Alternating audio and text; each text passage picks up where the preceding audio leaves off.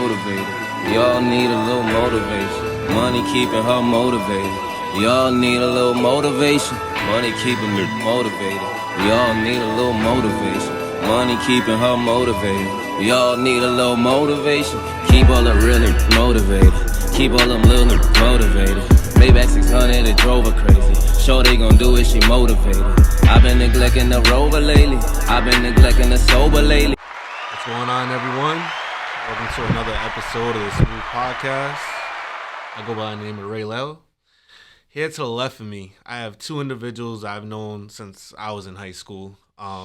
They're two of the brightest stars that we have here in Providence.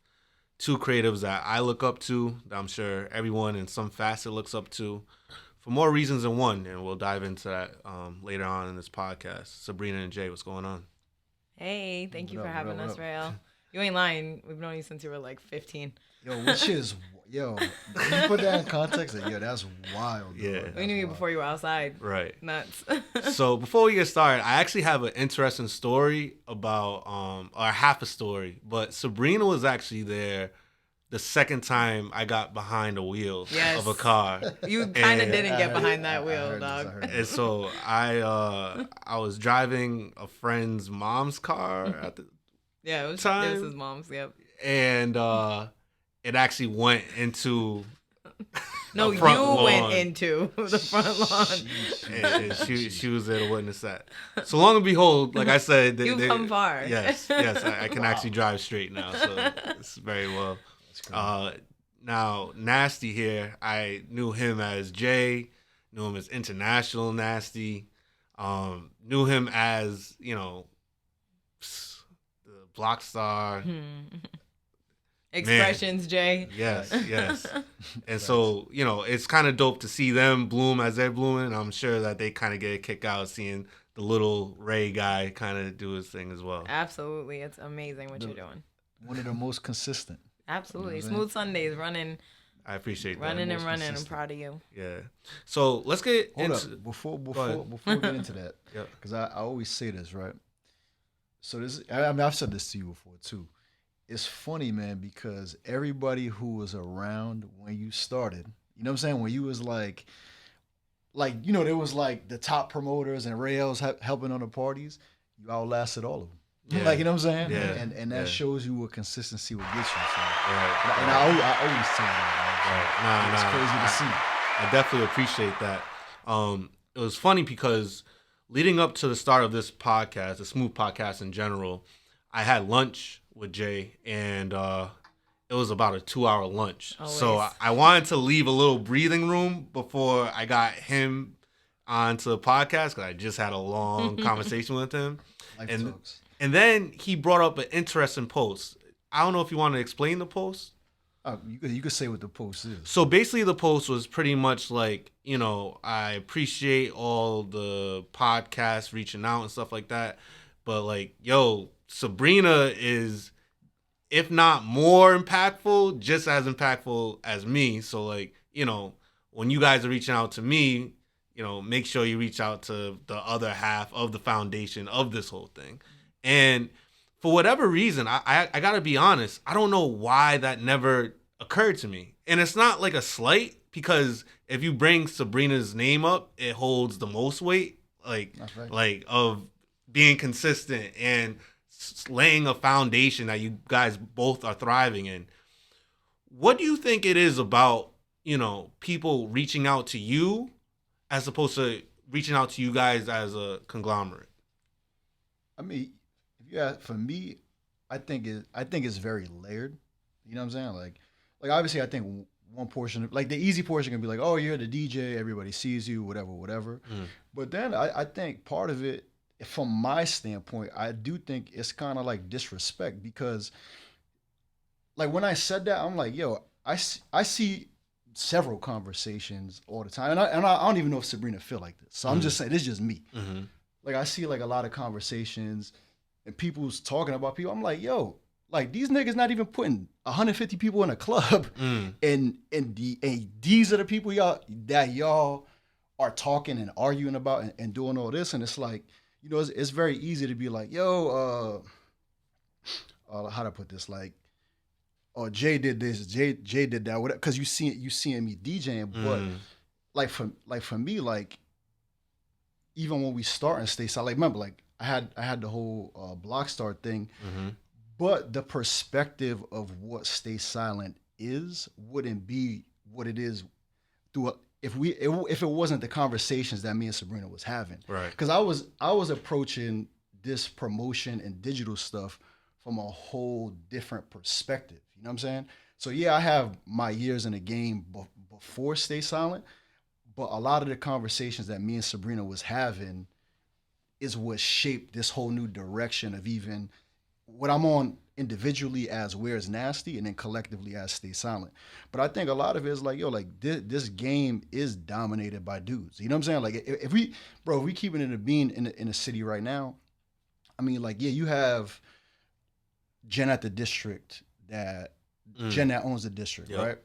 Then you have Miss B, who was the co-owner of Joe Vaughn's. But you could correct me if I'm wrong. I don't know too many women from the city that own a nightclub or that I'm not talking about. That's New England. I'm not even. Oh yeah, shout to Izzy at El Patio too. She killing it. But I'm saying like outside, like yeah, I just named 3 or 4 people, and I'm talking it in a span of like 30 years. Like you know what I'm saying? So for me, that's more so the perspective that I'm looking at. I'm like yo, like when we having these conversations, it's like yo, like it's easy, and I guess there's no respectful way to say this. It's like sometimes it's like we're propping up mediocre shit, but we're overlooking people that's really that's really really killing it. So that was like kind of like my perspective. Like I was just seeing stuff. I'm like yo, like what are we really doing here? Right, like you know what I'm saying? Right. And what do you think about that, Sabrina? Why do you think maybe Jay might get kind of a couple of more nods than yourself, even though you're just as, if not more important to the overall conglomerate? Well, I'll be honest. When I saw Jay's post, I'm always appreciative because Jay and I have an amazing, very open and clear communication and like partnership we have since before we had a company together. We've always respected each other utmost. We make no decisions without one another. It's been, I think, key and imperative to how our organization has grown the way it has because we really respect each other. We really do everything in line with one another. There may be, we have differences in opinion. We have different goals at different times, but we always come back and check in with each other about like, you know, what the next move is. Even if we're having independent conversations or we want to see things grow in different ways, we're going and getting that information and bringing it back to one another and checking in and just trying to like get each other on the same page. So, you know, within Stay Silent, I've never felt that way. And I will say also I've been throwing parties since 2008 was the first time I ever threw a party. So, you know, I rented out Tantric as the president or as the head of public relations for Pink Women. And this was, you know, a long time ago, throwing parties. So I've been around a lot of men in the industry and in the game. And so I do have skin with a lot of people who have been here for a long time. So, you know, for me, what respect looks like is different than I think if I was newer in this or if I wanted more like flowers on the forward end, I think I may be more frustrated. But for me, like, you know, I'm 33, I own a nightclub. I host one of the largest hip hop independent DJ music festivals in the country, not just New England. Have worked full time for myself for almost a decade. We're employing people. Like, this is my dream and this is my goal. So sometimes it's like, you know, as much as to me, it's like always a loss on the other end. Like there's just ignorance. I think it being a male dominated field, it's easier, it's more comfortable to approach the man in the group. He is outside in different ways than I am. He's in different club spaces. And I don't always think it's coming from a disrespectful tone. I think a lot of people are ignorant to the fact that, you know, there's... But I do think ignorance is disrespect. Yeah, no, I hear you. But for me, what I'm saying is the way I move with it is like, I'm always going to be focused on like my own perspective and how to continue to grow and move forward. So like if somebody reaches out to me and it is something that's, you know, responsive to him posting that, I'm gonna feel it. Like me and you have known each other since you were 15. You've seen me outside since you were 15 versus like, you know, somebody else coming off. I want people to do research and really respect what's happening versus, you know, just ask me to come on just to come on. Right. And I will say, as we get older, as we continue to grow this company, I respect that we both have different perspectives on things too. I'm not mad at me going on a podcast without him or him going on a podcast without me because we fully respect each other and know what we're representing with Stay Silent. Right. But I think if the story is told of who's making culture and music programming and parties and nightlife move in New England and you're not talking about me, you're not doing your research and you're ignorant. So like that's really not on me, that's on y'all. I've been doing my work and speaking on it for it's a decade and Stay Silent, but I've been throwing parties for 15 years. Yeah. And you know, that's something that it's really not on me if you're not doing your research. Right. So I'm a little jealous of my viewership right now because these kind of conversations like I can have with y'all, and I'm like, ooh, they talking their shit right now. And to the outside world, like they might not know how you guys like give it up, you know what I mean? But you know, I'm happy that they get a firsthand look. Speaking of which, I can definitely say, you know, especially like my time doing events and stuff, there's been times that like, you know, when I first really like was getting to it, I'm buying this, I'm buying that, I'm kind of like putting on Front Street, you know, and I can self-reflect and be like, oh, that was kind of cheesy, but I had to go through that phase or whatever. You guys, however, have always remained humble, whether it be, you know, even just connecting dots for other people, not being braggadocious, I guess, and just like thanking people for coming to your event and making it more like, oh, no, you guys did this, like we've made the foundation, but you guys kind of created this. Stay Silent in itself is a two-part question. One, where did the name come from? Two, is the humbleness the reason for like, do they kind of go hand in hand, or how does that go? Jay has a lot to say about humility. I already know. Nah, I was gonna say for me, I hate the word humble. I feel like it's very condescending. So I'm not saying you're being condescending, but I'm saying like people tend to use it in a way to like belittle you. Like it's like, oh, you should be humble. You know what I'm saying? Like, so for me, I like the weight of it in the context and language can often be like, oh, we love that person because they're humble versus like, you know, we love that person because they're achieving something, because like, it's like the weight of it versus, you know, if somebody's confident in what they do, how that's charged, or so it's more of like the weight of the words. And the thing, to me, the thing that's interesting, like when you ask that in context to Stay Silent, like, I actually think that's the exact opposite of being humble. It's like, yo, my shit is so lit that the work is going to, I don't even have to say nothing. The work's going to speak for itself. So I feel like it's a very subtle, to me, like my perspective is like, it's very subtle. Like, it's like, yo, like we really don't got to say much because you see what's going on. Now, so is that why you guys named it Stay Silent? Yeah. Let the work speak for itself. Not because of the aspect of humble. Like, I think when you peel the layers back and you look at it and it's like, yo, when we first started Stay Silent, it's at a time like social media, like Instagram, Twitter, all that's popping. Like everybody's talking. 2012 was the year we started. So everybody's like on Instagram, on Twitter, like, you know, every part of their day is like, oh, look at what we're doing. Or if you're working on something, you're showing every single part of the process. So for us, it was like, nah, let's let the work speak. Like we don't have to, like if you notice, it's like you'll never see a flyer or anything that comes out of us and say, this is the best, this is this is that. It's like, nah, we're gonna let the people decide that. You've never seen like the best party, the biggest, like ever, like even when the party's 4,000 people, like you've never seen that come from that perspective. Yeah, and I would say too, I think like I don't feel like Jay said, humility is like the goal, but it's rather that like when you're focused on the product or like you're putting in the time that you can really like let that be what you stand on. So yeah, I think it's been hard. For me, it's been challenging to kind of talk my shit and be like a veteran in something, to be an expert in my field and learn how to communicate that using social media, but also in real life. Like in real life, I feel like it's different because when I'm speaking about the work I'm doing, it's usually in a space where I'm with people who respect me, or I'm trying to like gain common knowledge with somebody. I'm trying to learn from someone. On the internet, I've had a hard time kind of communicating, you know, how much we really do, or like talk about things in a certain way because everything is everything online. Like you can language is overused, and like there's things that everybody deserves flowers for certain things, right? But it's like the work that we're doing, I feel really proud of, but I also am not somebody who's going to use my words about it. It's like you have to feel it to know. And it's a balancing act. It's a balancing act because even with something like Daytro, we're at 4,000 people selling out in less than a week. Right. And that's independent. We're one of the only in the country. And this was Broccoli City was like the next one, and they just got bought out by Live Nation. So it's like you look at, and they're a music festival.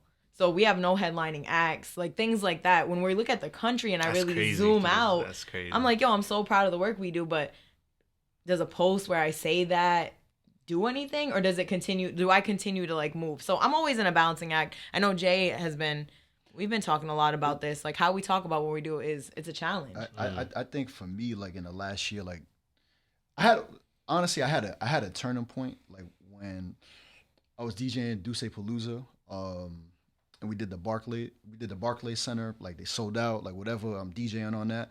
I won't get into the details of that particular, like why that changed my perspective, but that day for me, it let me know it's like, yeah, you gotta show up for yourself in a different kind of way. You know what I'm saying? Because what I realized a lot of times as a DJ or as an event producer, see, and we, like me and Sabrina, we have this conversation in private a lot. Like, you can be a lot of people's favorite, but on the low.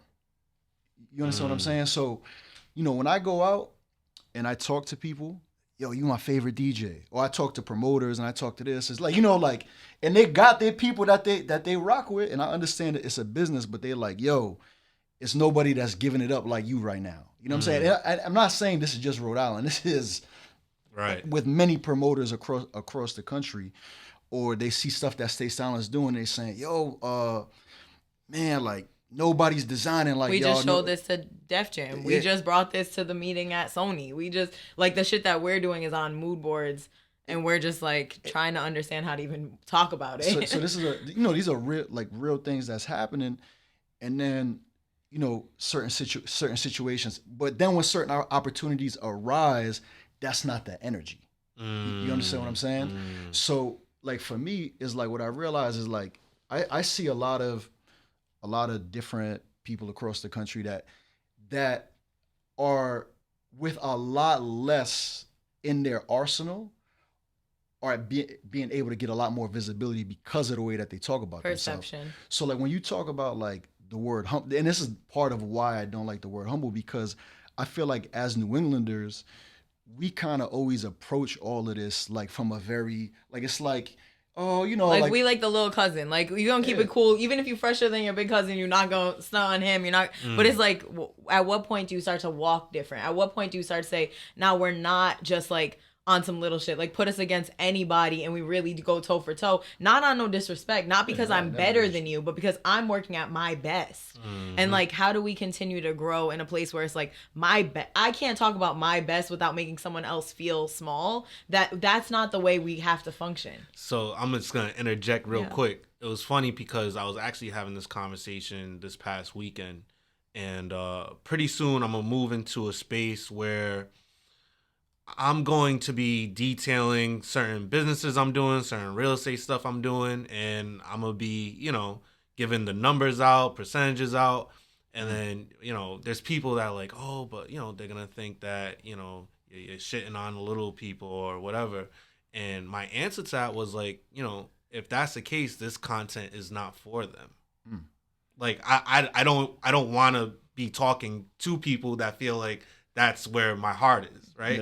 Yeah. From day one, people like you guys and everyone, if I see someone doing well, if I see someone doing good, I use that as motivation. I'm asking for tips. Hey, how'd you do this? Hey, da da da. And so that's what I want my world to be. You know what I'm saying? Like, I feel like we're all kind of able to pick and dictate how we want our universe to be. Yeah. So like, if me saying like, oh, I just got this great idea to do this real estate development, I want someone to be like, oh, wow, how do I get into that? Rather than, oh, man, he thinks he's too good for everyone, But it is, I feel like a forever lasting balancing act, because you don't want to sway one way where it just seems like you're full of yourself, but you also don't want to swing the other way where you're almost catering to the people that you don't really want in your circle anyway. You know what's interesting though is like, for me, how I look at it is like, yo, what you think about yourself is way more important than what people think of you. Because you can't control what people think about 100%. you. You know what I'm saying? Like at the end of the day, it's like, yo, for a long time, I feel like a lot of us is like, because of where we come from,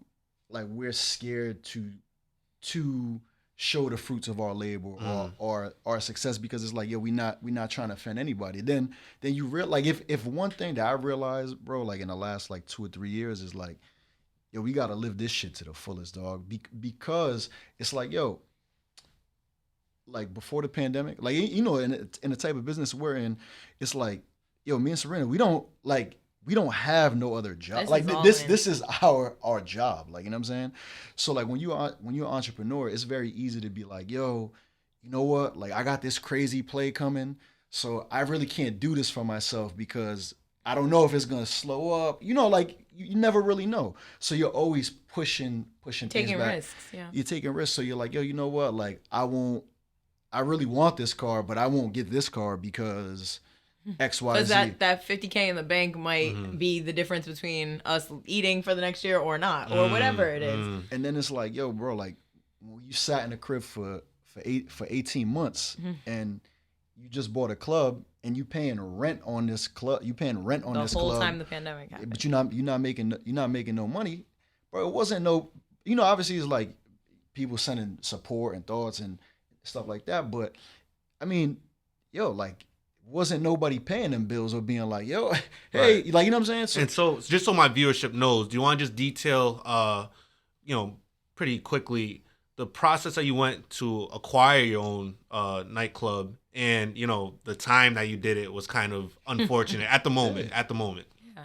I actually think it was a blessing because coming, and for references, like we're talking about Crib, so we own Crib in Providence, which was the old Tantric nightclub. It was Tantric for like 15 years, like yeah. 15 years. But for me, like why I think it was the best time is like, yo, we opened right before the pandemic, but I knew like sitting in a crib for that 18 months, that's like, yo, dog, if we can make it out this shit, there's no way that this is not gonna work. Right. Because if we could pay to figure out how to finesse to keep this open and we're not making no money, then what's gonna happen when we have the option to make money? Right. So Stay Silent, we founded in 2012, and we typically, we did function fully in other people's spaces. So Right. whether it was hosting brunches at other people's restaurants or hosting parties at gallery spaces, some nightclub spaces, but we were typically bringing our parties into like incongruent spaces. They weren't the usual nightclub space. And so we did that from 2012 until 2018. We pretty much, I've been saying, like, since 2016, Jay and I have been like plotting on having a spot. No, Sabrina been the one that been like, Locked in. Yeah, with it. yeah. like, yo, like I we need a definitely club, we need a been, club, we need I've a been club. saying it for a long time. So I think since 2016, that was like a major goal. And it was kind of just like, being really, first of all, when I was in the clubs, I knew every number.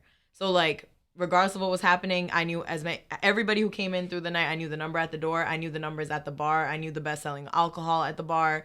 I knew, how many bags of ice we went through in the night. Like, these are the questions and ways that we're thinking about things in the space. Jay's paying attention to, like, what's the speakers look like in here? What's the sound like? All right, when I have a guest DJ, what are they bringing into the spot? What do they need? What's equipment that they're using when they book me in New York? These are the questions and things we're thinking about when we're in space as promoters, right? On the face to the world, it's like they're just hosting this party. But we knew we were event curators, planners. We're in the space really asking these questions and building relationships with the club owners, with the managers, trying to ask everything. Like, Right. by the time we were done at Aurora, shouts to everybody who was at Aurora with us, we left there pretty much with a solid idea of how much it would take to run a club and how much we were able to make on kind of our high volume nights that were there. And we, and another part of our business from the beginning was data collection. So since day zero, and I know Jay, anybody who's ever talked to Jason about Stay Silent, I know that he's preached this, but a lot of people who do RSVPs currently have mailing lists, have text message lists. It's because I know when Jay goes and has these meetings, he's like preaching the gospel about what data can do for you. So since our first party, we recognize that the dollar amount and the dollar exchange at the door is far less valuable than the information. So I remember we learned like early, we learned that like an email it was like 2011, an email cost $70. So if we could get somebody to give us their email, like that $10 that we're going to pay us at the door, it's like, we're getting that back way more by getting their email. So we started doing RSVPs off the rip. So I think RSVPs, learning a lot at each of the venues and building those relationships with the owners is what brought us to a place where we could acquire it in 2019. So we ended up, there's like a whole story around that, but you was about to say something. No, I was going to say for context of like the like mailing list, text list, like all that stuff. Like the reason that I think that's like such a cornerstone to Stay Silent's whole business is like right now, like if you look at like Instagram, and you could really do the math on this. Like engagement on Instagram is basically like 3% of your following. So simple math, like let's say if you have 10,000 followers, what is that, like 300 people are gonna like or engage with your posts, right? Stories, it's a little bit higher because they're pushing that. Reels is a little bit higher right now because they're pushing that. So even if you had an email list of, let's say, like 5,000 people, half of your following, but you got 30%, 40% opens. 40% is high. Let's say 20%, which is like average, like 15 to 20% is average. That's way more people engaging with what you have going on than Instagram. Right. And I think a lot of people, they get lost in like the whole like the Instagram world and not realizing that's like, there's other ways for you to communicate with your audience. And I don't think that like Stay Silent would be where it's at right now if it weren't for those means of having those means of communication. Yeah. And I know the story, but can you explain to our audience how you were so early in the email subscription game and like what gave you kind of the light bulb idea to do it? I think before Stay Silent, I used to have a company called Blockstars, which was basically me, my man Stan, Dan was running with us for a while, and back then what we would do is like obviously like you buying a box of flyers, and Sabrina was doing this like with Pink Women. You'll buy a box of 5,000, 10,000 flyers. You go into every club, passing them out, people throwing them on the ground. But this is the time where like Sidekick 2's booming. You know what I'm saying? So it's like every person that you meet and people hit when's the next party? When's the next party? Let me get your aim. You know what I mean? Jay had the party in his away message. Yeah, we put that in a away message. We hitting people like mass message, whatever. So it's always like, there got to be like an easier way to do this. And I used to work at CVS. That was like CVS and Expressions, like the only jobs I had outside. You worked at Stop and Shop for a few days. Yeah, Stop and Shop. Yeah, so CVS, Stop and Shop, and Expressions, like the main jobs I had, right? Or Shaw's. Shaw's, my bad. Yeah, big difference. So, like, but when I used to work at CVS, like, I used to work at the one on Hope Street on the East Side, and like, these white people, they come in, and you'd be like, oh, can I have your phone number? And they're like, oh, I'm not giving you my information so you could data mine. Like they would say like these snarky ass remarks. So I'm like, what the fuck are these people talking about? Like, what is data mining? And like, or it's like some people like they'll explain it. It's like, I don't want you to know what I buy so you can keep hitting me up. This is far before all the things we deal with now. Right, so right. But this is like 04, 05. Like, you know what I'm saying? So I'm like, so they're taking your phone number and your email to tell you about sales. So like for me, I'm like, I always think about like, well, how can you apply this to like parties and events? So that's kind of what planted the seed. But at that time, it was way too early to really implement. We did the Facebook groups in college a lot. Exactly. So if you came to parties, we just like add you to a Facebook group. But yeah, I think Jay was really heavy on like getting the email marketing, and we were just like, we were in the world of pay at the door.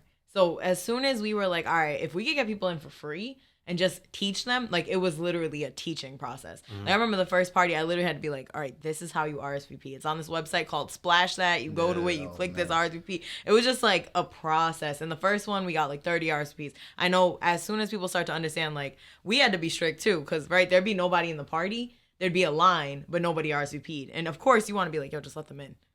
And we were like, we have to charge them. We have to let them know that if they don't RSVP, there's a consequence. And I remember just being in there like, yo, there's 12 people in here, Jay. We about to charge these people. But we had to stick to it to make sure like it really got through. Right. And so that's the basis of the model still to this day. There's always benefits if you RSVP.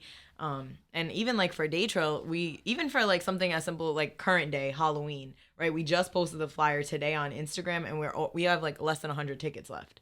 But it's because it already went out in the text message, it already went out in the email. It's been a steady build in other platforms. People have seen the poster, people know the lineup. And it's not something that, you know, I remember we used to have like fear around like, damn, if we don't get this Instagram post up, this party's not even going, it's going to be dead. To me, I think with the consumer, like the person who's coming to the event, like it's an easier way for them to know what's going on. Like if they, like those people who are on there, like there's no casual people just on your list. It's like they actually want to know what's going on. So it's dope. And they've been there before, pretty much. You know what I mean? It is all people. Right. So, you know, speaking about events, I was actually at the very first Day Trail, which was probably about 30 people. Yo, you know what's facts though? Because you are in the Day Trail zine in the photos. I don't know if you first see photo. Yeah. That's crazy. That's crazy. But yeah, I was there, 30 people. Now, I had this conversation, a lot of conversations we're about to have. I just want the people to know.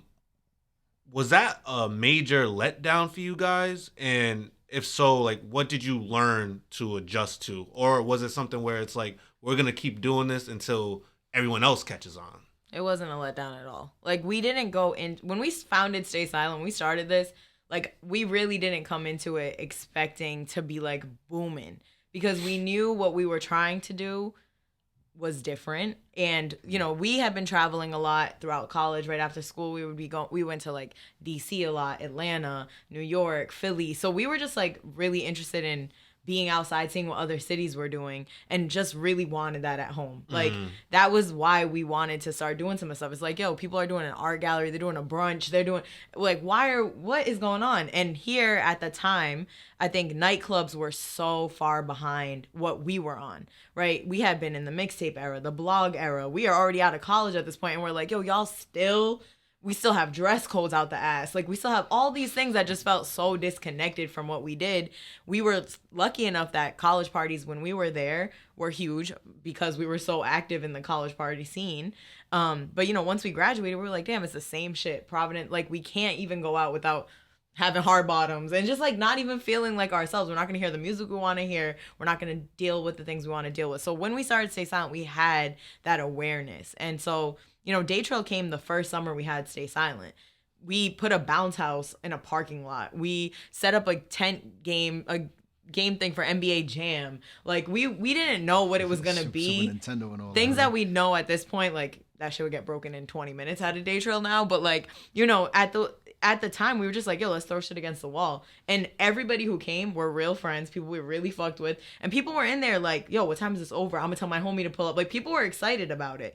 And I think that was enough of a win for us. And at the time, Lizzie and Don King at FET were really happy with what we were doing too. So having, like, a support system, having mentors, people who were like, you know, they weren't at the bar like, y'all did and this is how much it costs, because we've all worked with venues that, you know, if you're not making a certain dollar, it's not valuable to them. Right. They weren't on that. They were invested in us as well. And so, like, we left that ready to, like, learn and grow. And it wasn't a letdown at all. I think definitely not a letdown.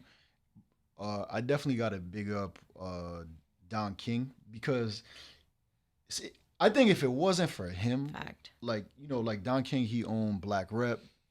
Sound Session, which Sound Session is the blueprint for what PVD Fest became. So, like, we got to sit down with somebody who's built, like, real cultural institutions in the city of Providence, right? And he was the first person we ever heard use that. He would always be like, y'all are starting a cultural institution. And we were like, we don't even know what the fuck this is. And, you know, but it's also somebody we could relate to in a sense, because it's like, there's a guy from Chad Brown that went to Brown University. So his spectrum of taste was more than just, like, the average person that Right. we deal with in the industry, right? Right. So like when we would have like conversations with him and he's using words like institution, I feel like he kind of shaped Stay Silent in a certain way. Like he was just like, yo, like he always like, yo, like talking about like our flavor and like our reference points. He's like, yo, like yo, y'all just get like y'all just get it. So like when he would be saying stuff like institution, I think it just instilled like the foundation for everything that we did because we like Sabrina said, like, yo, we came like we didn't expect none of this to be popping. Like because we came from like the thing that I think that people leave out of the conversation a lot when you talk about Daytron, you talk about Stay Silent, and now you see 4,000 people or cribs packed every weekend, right? We was throwing 900 person Yeah, New Year's parties before Stay Silent. Like we started again. Like we did Oktoberfest at URI 4 days. Like 500-600 people every day. Night. Like you know what I'm saying? Sold out. Buses coming from different schools. So like, yo, I was DJing a level 2 Karma Ultra. Like we was already lit in Rhode Island. It's like so you know what I'm saying? It's not like so we walked away from that to do this. Like you know what I'm saying? Like to rebuild something. So it would be times like even on a DJ tip where people would be like you know like people would be like, yo, like bro, you was just doing 1,000-person college parties. Why are you doing this 30-person brunch? Like you know like they almost saying it to me like I fell off. Like that they were saying like it, that was and I would have like a lot of like arguments and stuff where I'm like, yo, you really not like you don't even have enough vision to see where we about to take this. But to kind of play devil's advocate, were they supposed to have the vision? I don't know. I think because there were people in the industry, you expect, I think, more foresight. So when we were having conversations with them, you know, people would look at a 30-person thing as a loss because when you're making money hand over fist in certain spaces, it's like, yo, you know, and we were starting to learn, like, we weren't going to say yes to everything. That was one thing that Don was always, like, super proud of us for. He was like, yo, y'all say no to a lot of shit. And, you know, we came from a space where there was a lot of opportunity to make money. There was a lot of shit going down that we were a part of prior to. Now we're making certain decisions. We're purposefully not throwing parties in the clubs. We're purposely doing certain things. Jay's purposefully not DJing certain nights because he's trying to reshape his brand. He's trying to be more aware of what he wants to do. We're trying to, like, make something special. Right. And so, yo, it's hard, especially in New England, when you could have a party every night of the week, right? I'm sure right now you could throw parties Tuesday through Sunday. If you wanted to, right? Because there's venues that need 6 people who are focused. But what does that do to your product? Right. And those are the kinds of questions we're asking ourselves back then, where it's like, yo, Jay would have been booked every day, but what would have done to the Stay Silent product? Making certain decisions. So you know what you also like another thing I got to put into context. Like when Sabrina said the thing about making money hand over fist, like somebody was joking about me with this the other day, because like when I started throwing parties in high school. It was like, well, I'm not taking my party money and putting it in the bank, and I'm not keeping it at home because I don't, you know, my mother find this, she gonna be like, yo, what are you doing? So I'm pulling up to school 8, 9, 10 racks, 5 racks, you know what I'm saying, in the book bag. Like it's on me everywhere I'm going. Like, you know what I mean? So imagine going from that, you know what I'm saying? And like if you know like how we've been moving around, it's like, yo, like I was always into sneakers, always into that, right? To get to a point when we start Stay Silent, to be like there wasn't, from high school, from the time I could be outside on my own to through college, there was never something that I wanted to do that I couldn't do or I couldn't get. To start Stay Silent, and I remember this day where I got down to my last $800. Like, you know what I'm saying? And we're sitting there and I'm just like, yo, this is, you know what I mean? Like, yo, this is crazy. You know what I'm saying? And then there's parties happening in road, you know, like, and Cam and Hill will tell you this. We sitting in a car. This is all at the same, you know, like happening all around the same time. that was next to the crib, right? Yeah, like we sitting in a car and there's parties happening. And, you know, at that time, like I was like lit as a DJ, like in that whole, whatever, in the whole scene that was going on. And people throwing parties and they booking, you know, they booking other DJs and they, I at that time I kind of felt like people was trying to box me out. Like, you know what I'm saying? Like, there was like, because I was at a point where I could come in a party and be like, yeah, at that time I want 500. You know what I'm saying? And Woody, there's nothing like, it's either you're gonna pay that or I'm not DJing, right? This was really deep in the $100 DJ. Yeah, this is when niggas is getting paid, or people. My bad, you bleep that out. This is when people is getting paid $150 to DJ, and I'm asking for $500 to DJ, and I'm getting it. So I felt like I was starting to get boxed out. So like that's a moment where it's like, yo, this gotta work because I left that. Right. Like, you know what I'm saying? Right. And that's why I always, like, when we have like a lot of these conversations, we even like, it just bring me back to that energy because I'm like, yo, like, even back to like the first question the first question that you asked about Sabrina, and then the question you asked about people having vision is like, because I always like the two words I always say is like, two things I always say is like, you got to stay crazy, and we have the audacity. Like, you know what I'm saying? And that's like, for me, like what I always respected about Sabrina is she always had both. Always stayed crazy and always had the audacity. Like, there's some people that I seen that was so successful in this game that's like, they was like questioning, like, it's like, you really betting against me right now? Like, that's the energy that was so crazy, dog. Like, so when you ask them, like, would you expect them to have the vision? It's like, for me, it's like, if you came to me with an idea based on your track record of like, yo, Ray, I never really seen this before, but I could see where you're going with this because I trust you. You know what I'm saying? Right. So I feel like a lot of the conversations was like, this was like some fluke thing that you guys had going on in college. It's not going to happen. It's not sustainable. It's no way it can happen. Right. Like, you know what I'm saying? So for me, it's like, at that time, I took a lot of that very personal. So you know? on the flip side, and this is a question for both of you, every party, everyone comes, has a good time, shows out, day trill, lit, always packed. Do you guys fall victim to the, oh, it's a stay silent party, like, of course people are going to be there, of course it's good? Do you guys fall victim to the expectation of it being really crazy to a point that really crazy is now just like, oh, that's what it is? Because if anyone else were to do the stuff that you guys are doing, like right now, I feel like it would be praised way more often. But because you guys are so accustomed to doing it, that there's no wow factor. like the thing in Times Square that we talked about before, and we'll probably talk about a little bit later, that was like a super wow factor, right? It caught everyone off guard. But I feel like a lot of people don't know that, like, every event that you guys do, like, there is a factor of, like, we hope that it works. Like you can't guarantee anything. Hell no. But I do feel like because you guys are so consistent and the track record's so good and people are used to you guys bringing these events, that it almost gets, oh yeah, it's just another Stay Silent event. Like, of course it's good. Yeah. Like, how do you guys feel about that?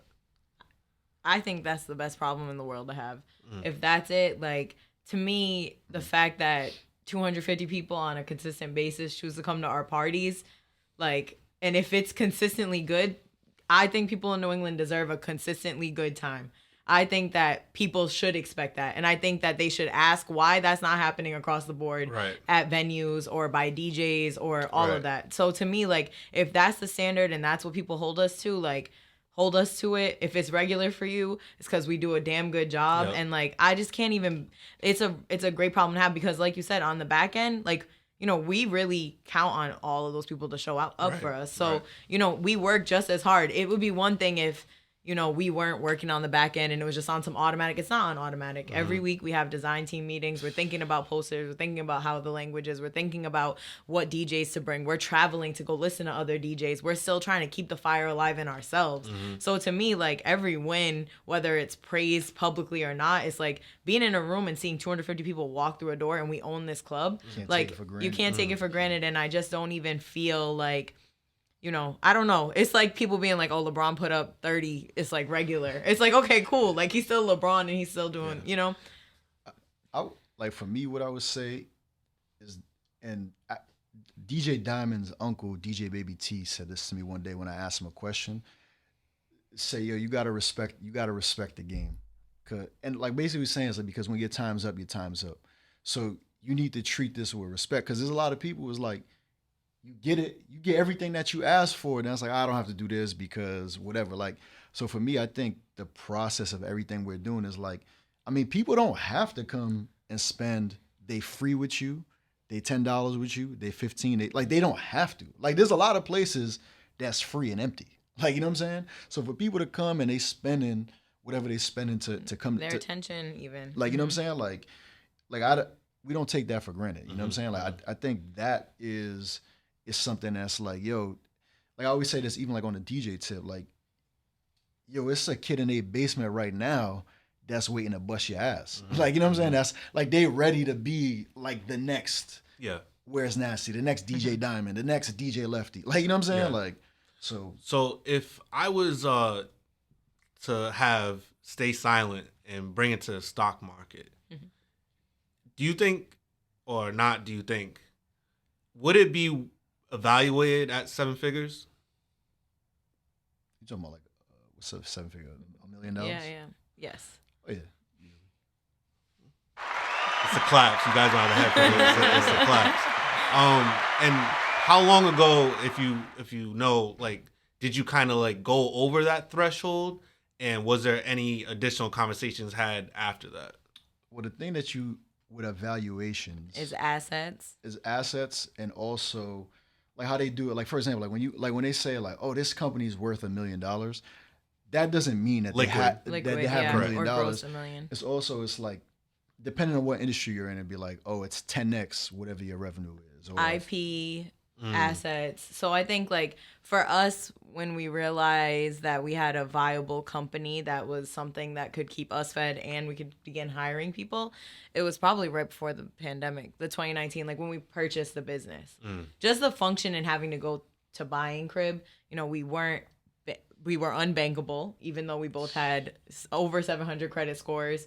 Both had money in the bank. Both owned properties. Not the 9 to 5 exactly. track record. Yeah. Gotcha. So, you know, we're coming to the table. Both of us own homes. Both of us separately. Both of us had 700 credit scores and money in the bank, and we couldn't get a loan to open a nightclub. So, like, you know, and this is stuff that we were sure, like, oh, we're going to go and this is going to be easy, because everyone we talk to is like, it's going to be easy. So I have a question, and this question was put on me by Jason, shout out 401 Shoots, and I'm actually going to ask everyone that's in nightlife industry the same thing. When it comes to dating, what's something that you feel like your partner would have to either put up with or cope with you being in nightlife? That's funny. It's a great question. You going first? I honestly, I feel like the major thing with any partner is that they know the person that they're with.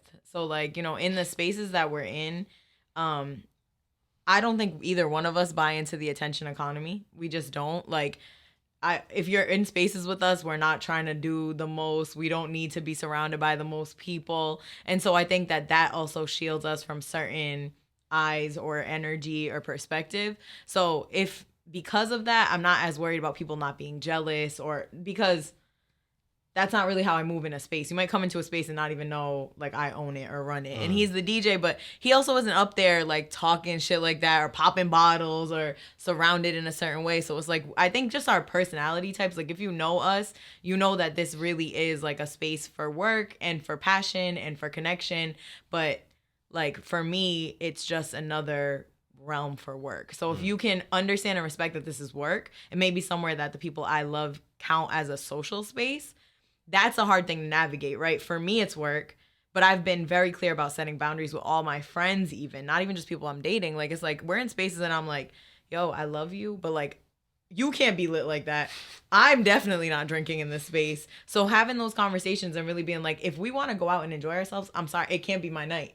Like I need us to do this somewhere else. Right. And so just setting boundaries and like really having those conversations with people early on. If you're uncomfortable about something, or if I want to learn how to be in spaces like, yo, I don't even know how to navigate this right now. Like I own this club. I'm not really sure how I feel about you even being here. I'm trying to understand what this is like because it's my job. I don't pull, like, if you work anywhere else, your man's not pulling up to your job. Your girl's not pulling up to your job, just staying on the corner looking at you or getting drunk, acting a fool. 100%. So it's like, yo, we have to set boundaries. We have to have real conversations about, like, if you are going to be here, I would like if you don't drink. Can we have conversations about how comfortable you feel? That's like, you have to be willing to have some hard conversations because we're just in a weird space. But I think if you treat it with respect and like it is a workplace, like it is somewhere to be professional, like there are certain standards to uphold, you'll be good just like any other space. I think, I don't know. That's a good question. not Jay speechless. But the reason I say that is like, because outside is always gonna be outside. Like, you know what I'm saying? Like the factors of outside are never gonna change. Like, it's always gonna be a bunch of guys and girls around. There's always gonna be alcohol. It's gonna be like everything you could think of that exists outside or temptation is there. So it's like, how do you want to deal with that? Like for me, even outside of relationship or dealing with people, is like, like I'm just used to everything that's around us. Like, so to me, like sometimes like the way that you're looking at this is not even the way I look at it. It's like the things that you might think that I'm excited about. This is really work. It's like, yo, like, man, I done been there, done that. Right. Like, you know you what I'm saying? actually DJ'd at like strip clubs. You're like, you know what I'm saying? Like, I done been, you know what I mean? Like, right. So it's, I don't know. It's like, it's interesting. Like, yeah, that's why people really do have to know who they're dating and what they're getting into. But insecurities are normal across all relationships. It's just about open conversation. Like I had this conversation with like two friends recently. Like what I was saying to them is like a lot of people, they don't realize like well, maybe like whatever, like in your hometown it's not like that. But when you travel in a DJ, that's like some of the loneliest shit ever. Like, you know what I'm saying?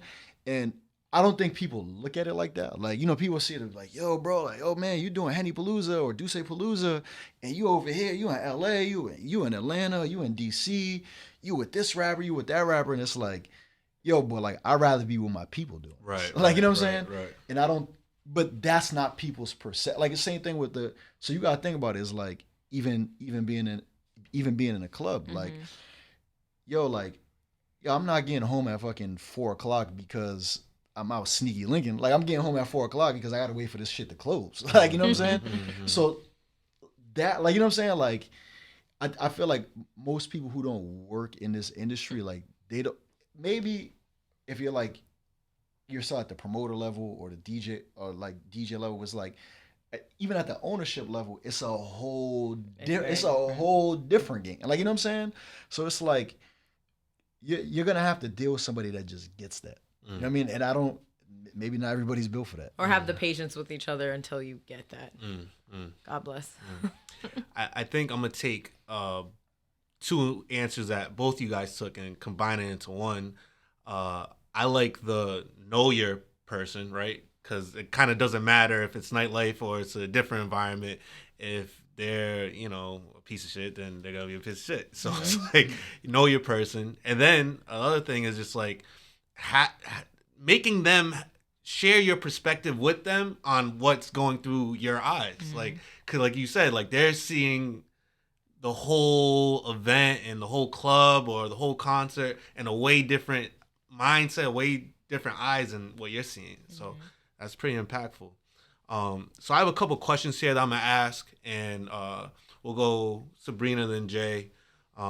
These are kind of like my head scratching questions, so take your time with it if you want to take your time with it. How do you measure success? Good question. I think I measure success through the lens of freedom and my ability to be malleable and adaptive. So like the more I can make changes that I want to make, the more I can, I think it's a freedom thing. The more freedom that I have to try something new, to go somewhere new, to bring someone I'm interested in bringing onto the team, like the more room I have for that, the more successful I feel. That's the first time I've heard someone put it like that, but that's actually very powerful. It's almost like even having the ability to adapt. Like just the fact that you can adapt. Like never Exactly. mind if you want to or not. The ability to The be able option to, is the success. That's a The crazy option is answer. the I never success. thought about it like that. That's great. I might steal that answer. Yeah. No, When he on the next podcast and they don't invite me, remember who said it first. Yeah, I might steal that. Okay. I agree with that. Yeah. Would you rather be loved or respected? You want to go first? By who and what? Like, you know what I'm saying? So all these questions are blanket questions, and you just gotta take it away. I think respect goes a long way. I think like there's a lot of types of love that you can experience, and you can find that in different ways. But I think respect has a lot more currency in this world. Mm-hmm. So I'll go with respect. Yeah, I agree. I think that with self-love and self-awareness, out like respect from your partners or from your family, from your friends, actually helps you understand love more deeply within yourself and with them. So even if like love shows up in different ways, I think love is a very fickle and challenging thing. You need it in different ways from different people. You shift and need it differently. Respect is a lot more centered and it's a lot more consistent. And I think that from that fertile ground, you can build a lot of stuff. But I don't think that without respect, you can really touch the seeds of like true love. Okay. Your two best friends, who are they? That's a great You question. might have more, but Yeah, just give me two. Two of my best friends. You about to have smoke? I would say Jay is one of my best friends. No, that's too easy. No, but for real. What? You about to have smoke? Why, you wasn't going to say me? Dog? Jay, and who else? I would say about to Jay, have and then I would say my other best friend is...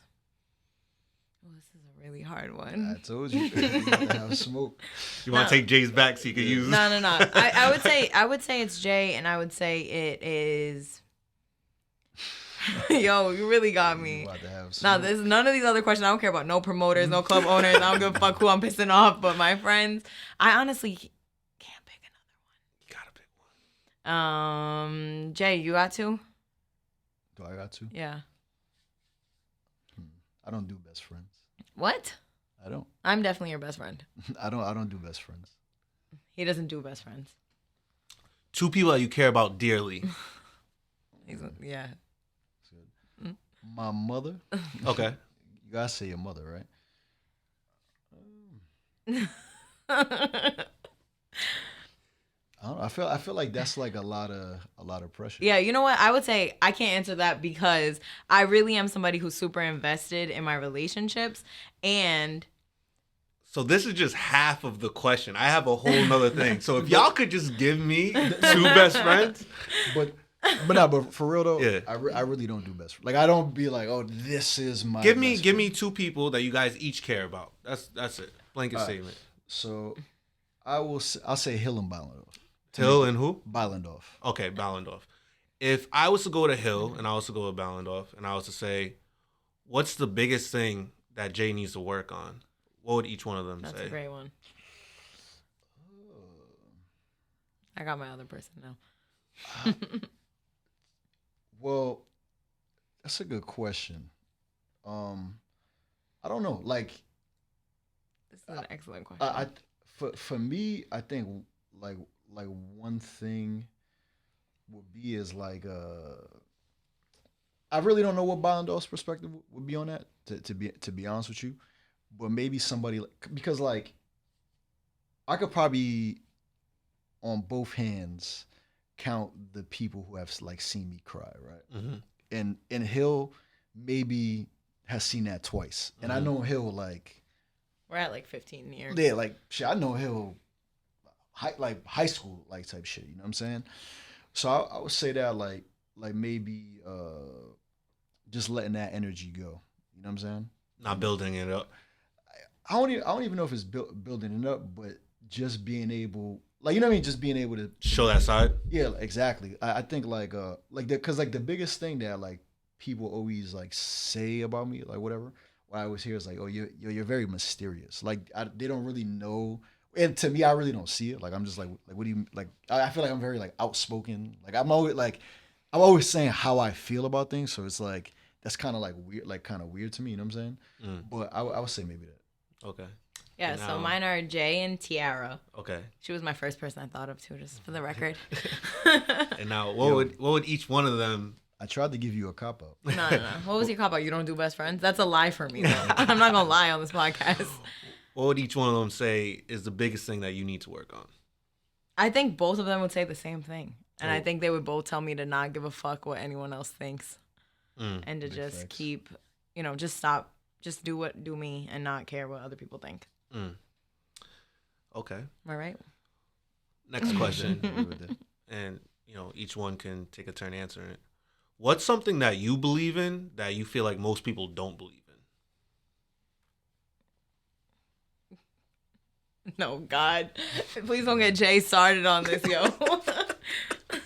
How much time we have and who sponsors this podcast? No. For me, that I guess I'll bring it back to like what I said on complex ambition. It's like, yo, and I'll say this again. I'll stand on this. Like, yo, New England, we run this shit. Like, you know what I'm saying? Like, it's so like it's funny. Part of the conversation that we had, like Ray was asking me one day. He was like, yo, there's no way that you didn't know all this stuff was gonna happen from that when I went on Complex Ambition podcast. And I was like, yo, to be honest, outside of the Converse, like we didn't know that there was like when the Spotify billboard or any of that was going on. But I think it's like, yo, the energy's just in the world, man. Like, yo, you see last night, MLB, Astros, who wins the MVP. You know what I'm saying? Right, Like, right. Big Providence energy. Right. like you know what I'm saying? Like it's just a lot of energy in the world that you can't deny. And or you could try to deny it if you want to, but I don't know. Like for me, like I know, like it's not even belief. I know that. Like I know that. Like a lot of the conversations that I have with some of the most creative people.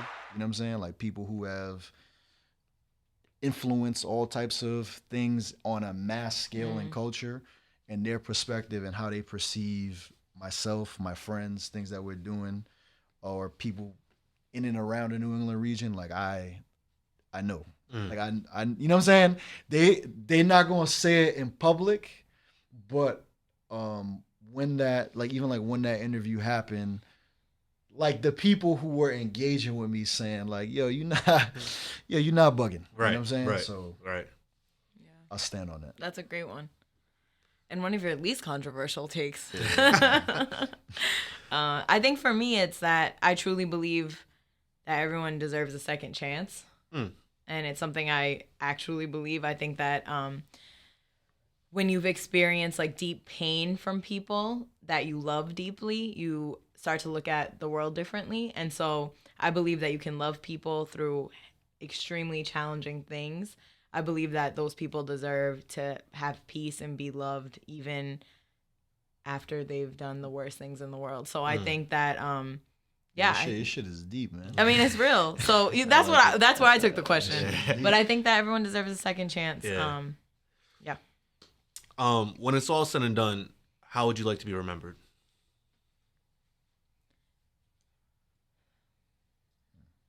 I hope people remember how I made them feel. Like welcomed, loved, embraced, seen. I hope that people feel warmth when they think about me and the experiences they've had with me. And I hope that supersedes like any, accolade. I hope it's that, she always made me feel seen and felt wherever I was, even if it was at 3 a.m. leaving a nightclub. Right.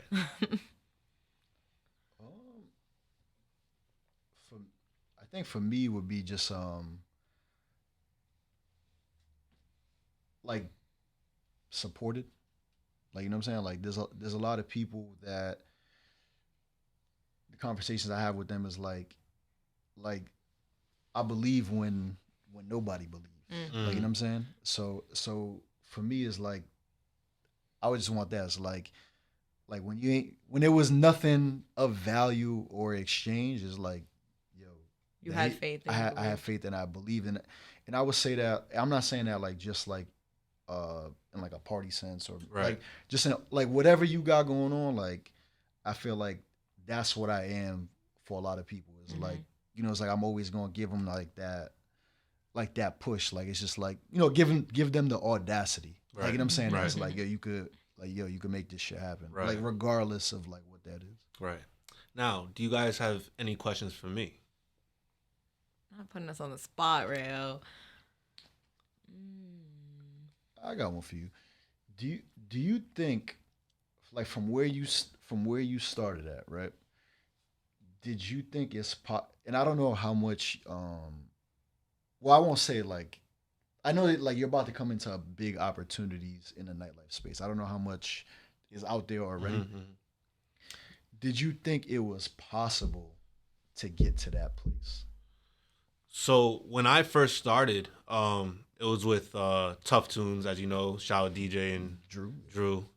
And I was honestly just happy to be part of something that threw a party. I didn't know about money, you know, meeting with the owner. I legit was just passionate about doing events. Mm-hmm. Every single Front Runners event, I made sure I took a picture with Monty. Like, I just really liked the culture of events. Mm-hmm. Turned Up Tuesday, I was there every Tuesday. Like, I just liked the culture of events. So this is actually a passion of mine. So what Jay's referring to is I'm going to be the general manager of the new Black-owned spot on the Hill called Vibe Lounge. So they're moving from Pawtucket to the Hill, and I'm going to be the general manager. Okay. Probably by the time this airs. Fire. Yes, so, congrats. We got to clap that one, clap that. So, to be 100% honest with you, when I did my first event, it was Smooth Sundays at Scar Lounge, and I legit was just so happy that I could do an event in Providence on Fed Hill. Yeah. That's how I started off. Right. And that's a big deal. Still. And yeah, to think that it's kind of taken me to all the places that it's taken me and continues to kind of move forward, it's all crazy. It was all, I was in college and I used to dream about, oh man, imagine like doing events and having that be a business. And I used to dream about it. I legit used to dream about it. And probably like only like my roommates would know. But, you know, it took a lot to get here. And like Jay said, I think what propelled me to this place is just being consistent. Because, you know, nightlife is ups, downs, peaks, valleys. And you have to have the stomach for it. And you have to have the withstand of like, all right, things are tough right now, but I'm going to persevere through this and I'm going to get better. And, you know, now, you know, things are really like blossoming to, I'm like, wow, you know, I even, you know, I had a business, purchasing things under the business, which is a whole nother game. And it's just like, it's crazy. It's crazy. And yo, the shit that's wild, I guess like, to me it's dope to see you like grow into that, right? Because like I feel like this should be the standard. Like, you know what I'm saying? Like we should have longevity in our roles. Like we should, like it's not like, damn, like I maxed out as a promoter or whatever, right? And then it's like, damn, like I gotta go find some other job because there's no other opportunity. It's like, nah, like, yo, we gotta keep pushing this shit forward. And for me, like it's dope to see you do that. Like, you know what I'm saying? Yeah. Because if you think about it, I mean, we have these conversations for years. It's like, how many clubs we kept the lights on? All of them. Like, you know what I'm saying? Like, the answer is D, all of the above. Like, you know what I'm saying? So, but they won't tell you that.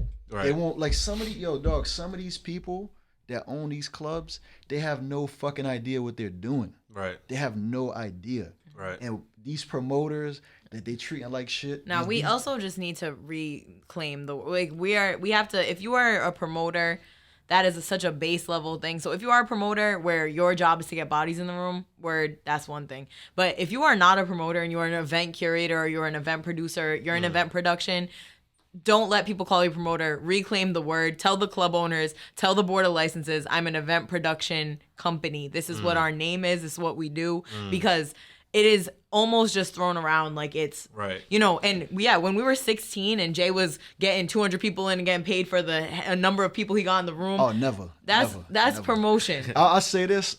Came in the game with my own money, and my bad, I told the wrong story. But the reason I say that though, because that's another part about promotion. It changed my whole perspective. See, a lot of these guys that's in the game right now is like, yo, you think that this extra $400 or $500 a week, or what? I don't even know if it is that. I'm just throwing some numbers out. You could correct me if I'm wrong.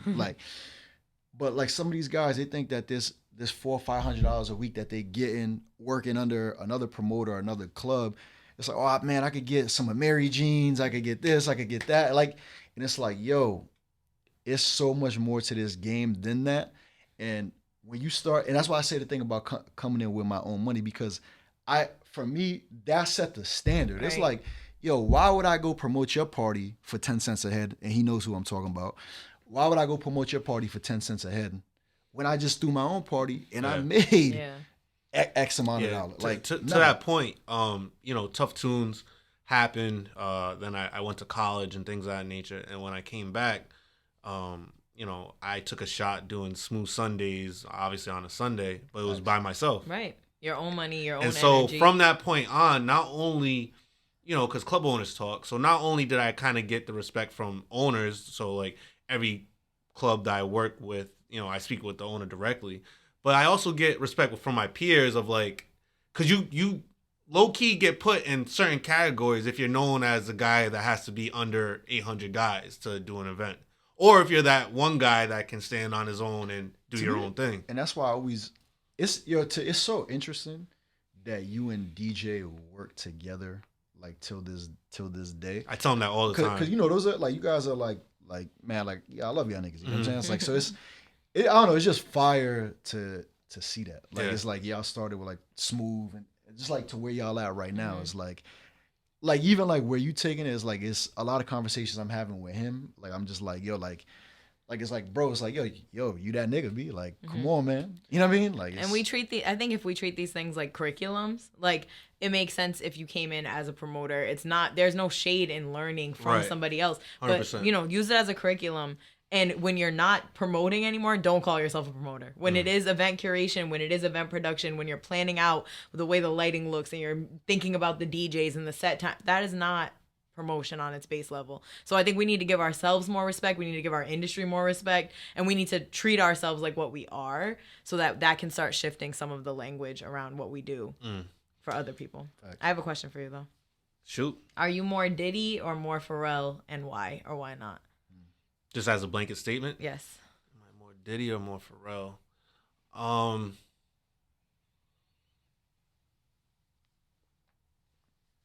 I think at first, starting off in events and stuff, I wanted to be more Diddy.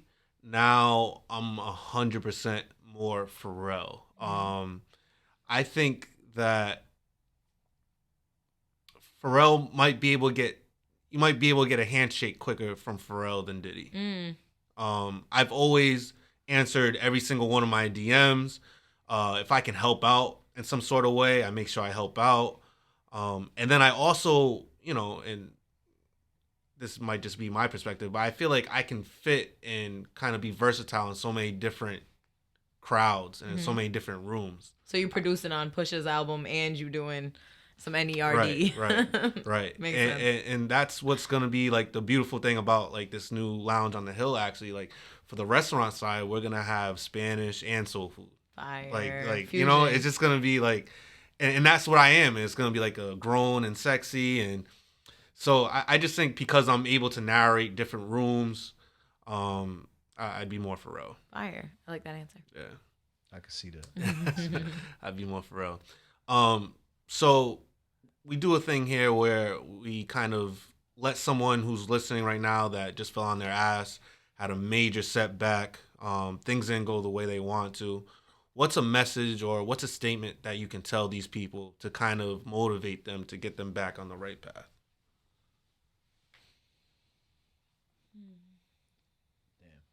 That's a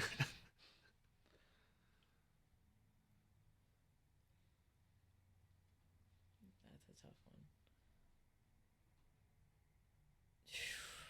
I think the first thing that comes to mind is do the next thing. That's the first thing that comes to mind, and it's a thought about confidence building. Like when we have the wind knocked out of us, it's something as simple as an injury, right? You hurt yourself, you tear ACL, you do something, and you might have the physical ability after you get a surgery or you're in rehab to start walking again, but it's your mind that won't let your legs do the thing. So it's almost like regardless of what you think you can do, you need to just start moving.